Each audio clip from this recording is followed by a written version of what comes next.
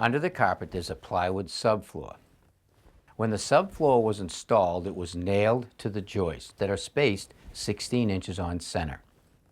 Over time, as the wood expands and contracts, the nail can actually come loose.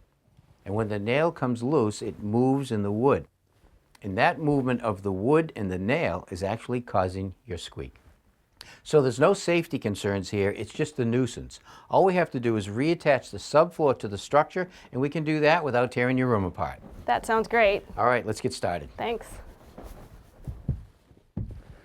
Okay, now when I came into your house, I looked at the way the house was framed, and I noticed that there was a bearing wall right in this direction here. That means that on the second floor, your floor joist should sit on that bearing wall and be 16 inches on center and framed in this direction. Okay. So what I need to do is find those joists without taking the carpet up. And the first thing I'm going to do is bang the floor with my hammer and listen for a hollow sound and a solid sound. So let's start right here. That's hollow right there, so there shouldn't be a joist. I go over a little further. That's kind of solid right there. So there might be a joist right there. So I'll lay the hammer there. Now I'm going to take my drill with this long screw with very little thread and screw it through the rug, through the subfloor. If there's no structure below, it won't pull my drill down. There's nothing there. Okay, I'll take it out. So now let me try it right here where the hammer is.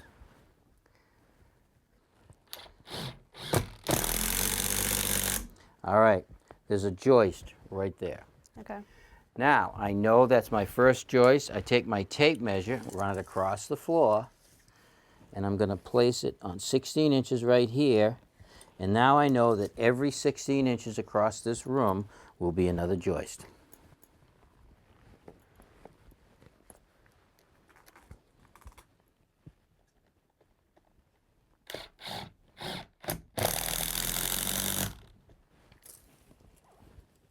Now I just need to transfer those measurements to the opposite side of the room.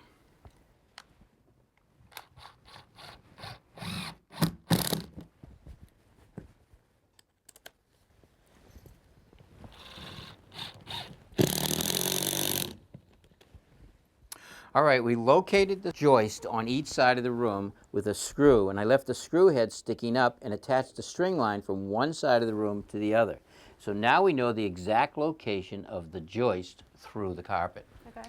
Now if you were replacing this carpet, you could take it up, you'd see the subfloor, and you know exactly where to screw with any kind of a screw. But we're going to use a special screw with this adapter right here. We're going to take this adapter, we're going to place it and center it over the line, take this screw, and the kit also comes with this special driver bit. It'll stop the screw at the right depth. Take and push the screw through the hole in the center of the tripod, push down tight to the rug, screw it down tight and let it stop on its own.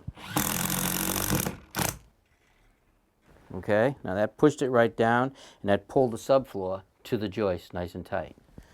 Now in the tripod there's this special slot right here, and that's designed to go over the head of the screw. When I push it over the head like that, I'm going to rock the screw back and forth, and there's a special part of the screw that will actually break it off just below the surface of the top of the subfloor. All right? Wow. So see if you can feel that screw. Wow, no, can't feel it or see it. Great. All right, so now what we're going to do is we're going to screw off the subfloor to the joist across the whole room.